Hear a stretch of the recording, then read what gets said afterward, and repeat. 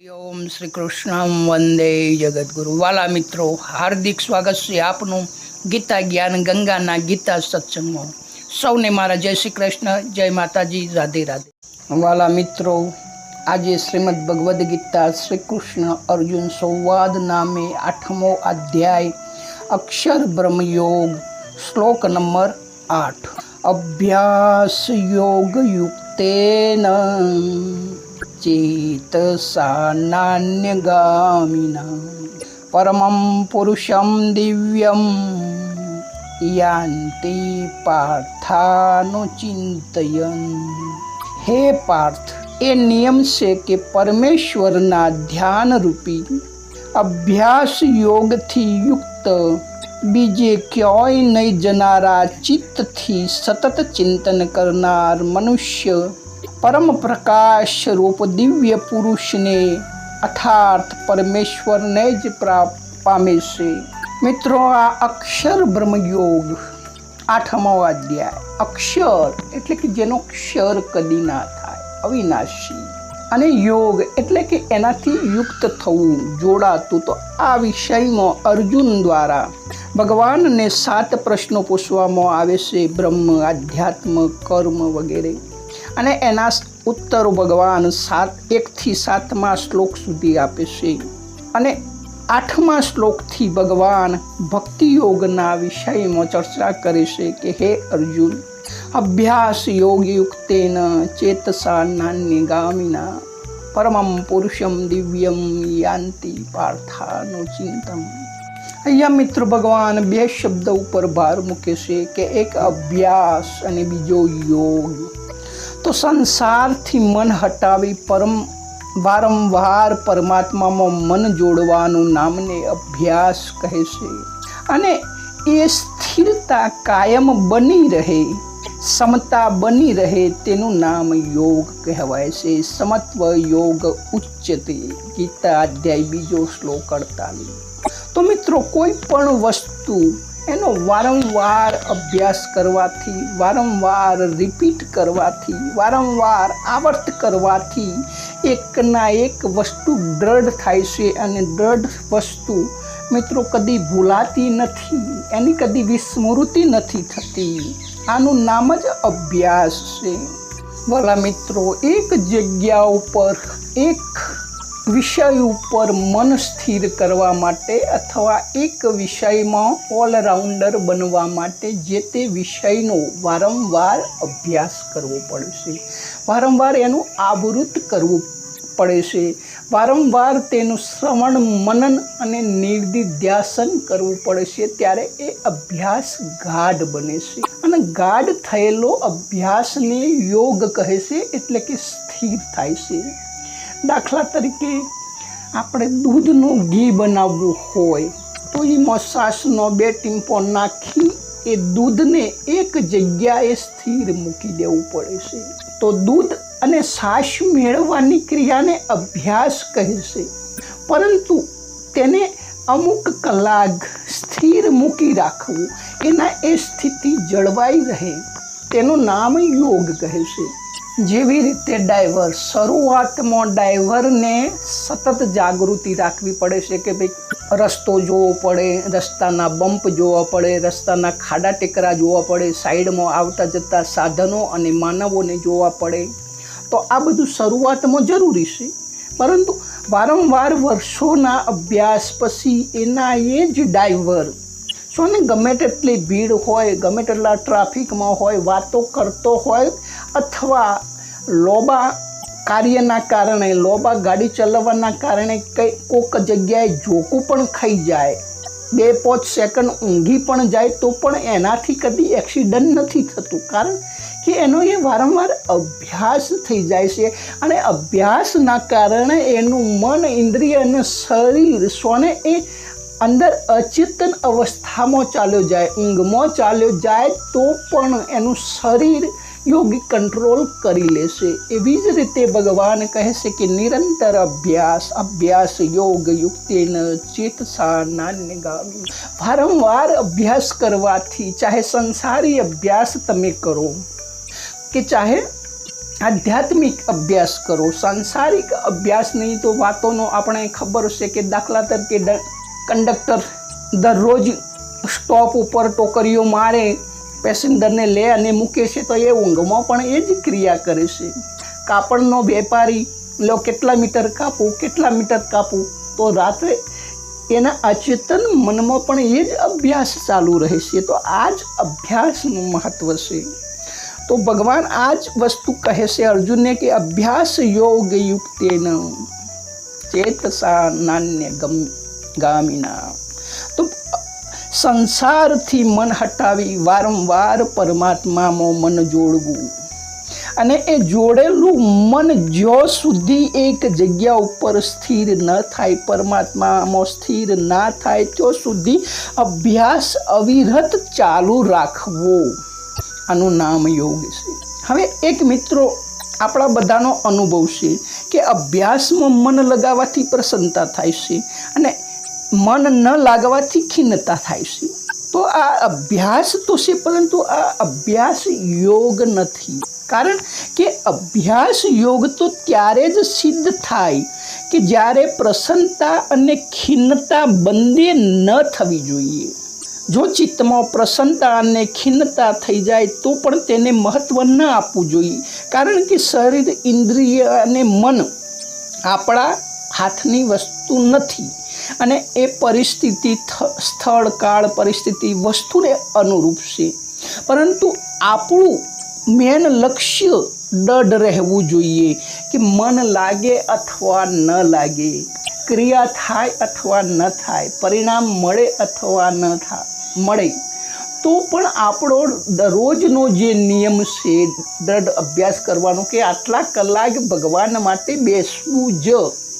ઘણાનો પ્રશ્ન છે કે અમુક દાડો મન લાગે છે તો પ્રસન્નતા થાય છે, અને અમુક જે દિવસે મન નથી લાગતું તો ખિન્નતા થાય છે કે ભાઈ આજે મજા ના આવી. તો મજા આવે અથવા ન આવે, શરૂઆતમાં આવું થશે જ, પરંતુ એ છોડી દેવાની જરૂર નથી. કારણ કે વાતાવરણ, પરિસ્થિતિ, સ્થળ, કાળ, ટેન્શન, ચિંતન, આપણે સંસારી છીએ, તો સંસારી માટે આ બધું રહેવાનું. અને શાયદ સંન્યાસીને પણ કોઈક વખત આવો પ્રોબ્લેમ બની જતો હોય તો એને પણ આ થાય. તો આમાંથી ગભરાઈ નહીં જવું, પરંતુ અભ્યાસ ના છોડવો. અને અભ્યાસ ના છોડતો વારંવાર આ જે રિપીટેશન થાય છે, જેમ મિત્રો આપણે ટીવી ઉપર આપણે જાહેરાત સમજ્યા જોઈએ છીએ તો એકના એક જાહેરાત વારંવાર આવે છે. તો એ વારંવાર જાહેરાત આવવાના કારણે આપણને એ વસ્તુની જરૂરિયાત પણ નથી હોતી ને, તો પણ આપણે એ વસ્તુ ખરીદી લઈએ છીએ. તો આ એક સાયન્સ છે કે વારંવાર આવૃત કરતાં ગધેડો પણ ગધા દેવ થઈ જાય છે ચિંતન કરતાં કરતાં.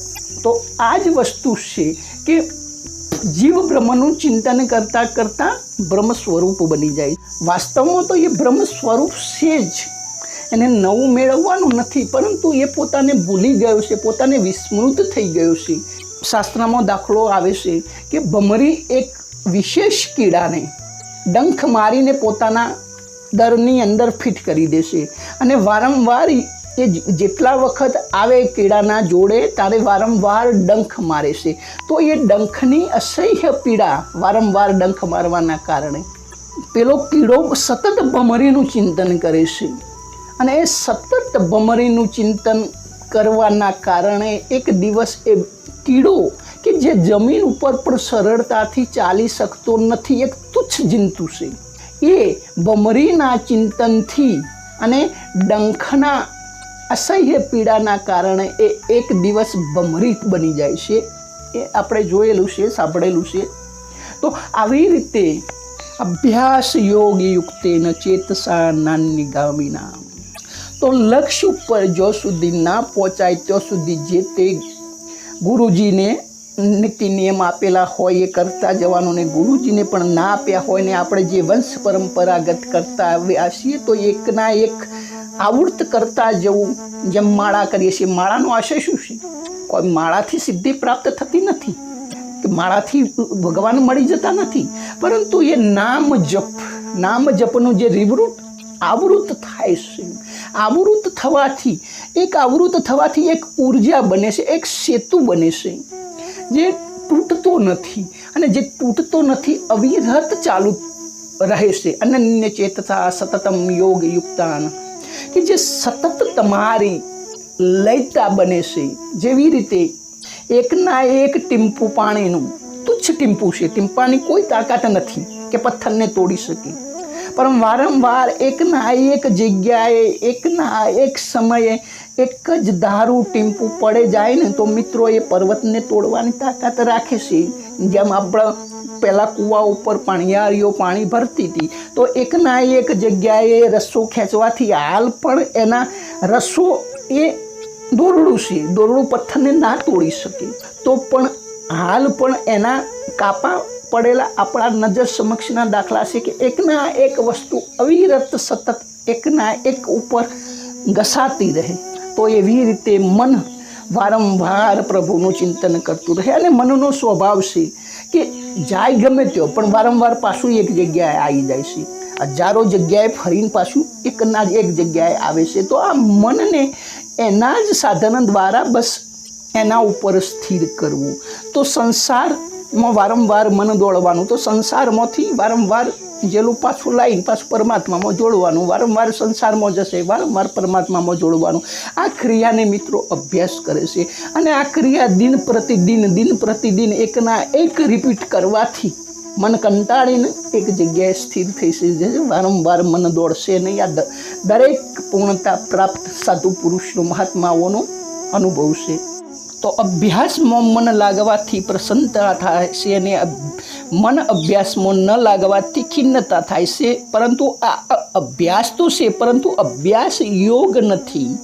યોગ ત્યારે જ થાય કે જ્યારે પ્રસન્નતા અને ખિન્નતા મન લાગે કે ન લાગે અથવા બંને ન થાય તો પણ તેને મહત્વ ના આપતો કેવળ પોતાના લક્ષ્યને જ કે મારે ભગવાનમાં જ પ્રીતિ કરવી છે, મારે ભગવાનને જ પ્રગટ કરવા છે, આ પોતાના લક્ષ્ય ઉપર દઢ રહેવું તેને યોગ કહે છે.